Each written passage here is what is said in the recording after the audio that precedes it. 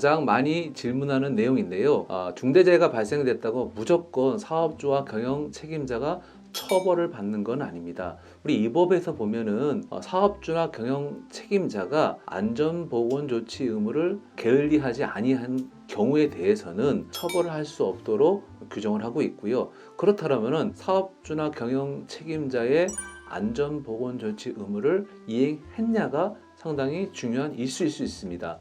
따라서 이 의무 이행을 충실히 다 했다 하면은 무조건 사업주나 경영 책임자가 형사처벌을 받는 건 아닙니다. 그러나 이런 조치를 취하지 않은 상황에서 중대재해가 발생됐다라면은 사업주와 경영 책임자는 형사처벌을 면하기는 어렵습니다.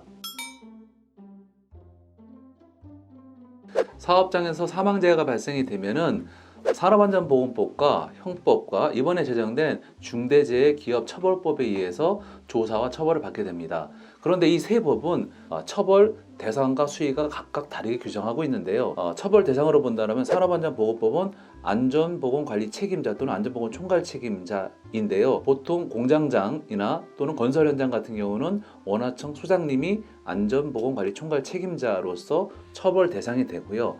형법상의 업무상 과실치사죄는 산업안전보건법상의 안전보건 총괄 책임자와 동일합니다. 그런데 중대재해기업처벌법은 처벌 대상자가 사업주 또는 경영 담당자가 되죠. 그래서 이 세 법률에 의해 갖고 조사가 되고 각각 처벌을 받게 되는데요. 산업안전보건법과 형법은 처벌 대상자가 같기 때문에 그러면 각각 그럼 처벌을 받느냐? 그러진 않고요. 이렇게 처벌 대상자가 같을 때는 이 법률 중에 중한 법률 하나만 처벌을 받도록 돼 있습니다. 자, 그런데 간혹 안전보건 총괄 책임자와 이번에 새로 제정된 중대재해기업처벌법에 사업주가 동일인일 수가 있습니다. 공장장인데 대표이사 공장장을 맡는 경우도 있거든요. 이럴 경우에는 그러면 산업안전보건법에 의해서도 처벌받고 그러면 중대재해기업처벌법에 의해서도 처벌받느냐? 그렇진 않고요.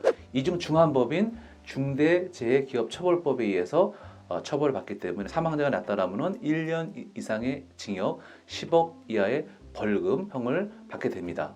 이것이 처벌 대상자에 대한 처벌 수위를 말씀드렸고요. 우리 법은 양별 규정이기 때문에 법인에 대해서도 벌금이 나오는데요. 산업안전보건법에서는 사망재해 발생 시에 벌금이 10억 원이고 중대재해기업처벌법은 50억 원입니다. 이럴 경우에 각각 법인에게 벌금이 부과되는 게 아니라 이중 중한 50억 원의 이하의 벌금 요 하나에 대해서만 벌금이 부과가 됩니다. 좀 복잡해졌죠. 예전에는 산업안전보건법과 형법만 대상이 돼서 처벌 대상자가 동일인이었었는데 이번에 제정된 중대재해기업처벌법이 들어오면서 사업주가 들어오다 보니까 처벌 대상이 이렇게 산업안전보건법상의 안전보건 총괄 책임자 겹치는 경우도 간혹 있을 수 있기 때문에 이럴 경우에는 각각 처벌을 받는 게 아니라 겹칠 때에는 그 중에 중한 처벌 한 가지만 받는다는 것이 사망재해 발생 시에 처벌이 되기 때문에 이 점은 좀 검토해 보시면 좋을 것 같습니다.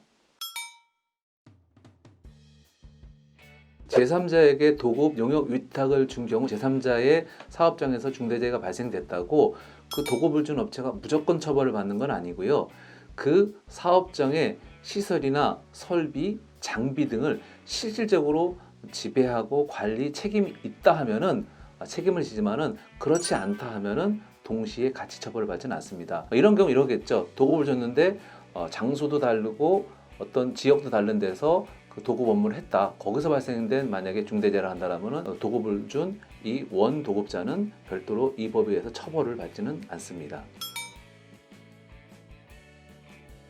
중대산업재해와 중대시민재해가 동시에 발생할 경우 회사의 사업주나 경영 책임자는 그럼 각각 처벌을 받냐? 그렇지는 않습니다. 조사 때 중대시민재해나 중대산업재해가 같은 건이기 때문에 같이 조사를 받고요. 또 형량 또한 1년 이상의 징역, 10억 원 이하의 벌금을 같이 부과됩니다. 그런데 한 사람보다 두 사람이 발생이 됐기 때문에 아마도 법원에서는 한 사람 발생했던 형량보다는 조금 높게 나올 수 있다라는 것이지 이것도 처벌받고 이것도 처벌받고 이렇게 이중 처벌은 받지 않습니다.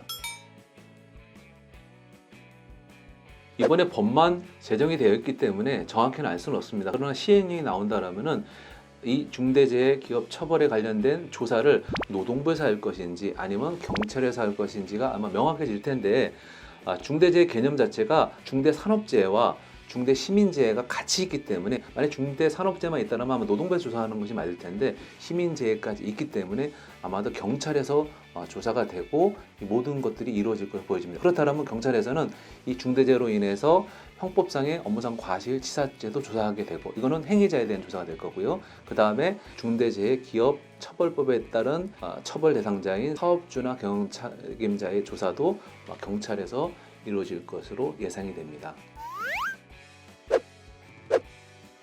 오늘은 우리 사회 가장 핫한 이슈인 중대재해 기업 처벌법에 대해 알아봤습니다.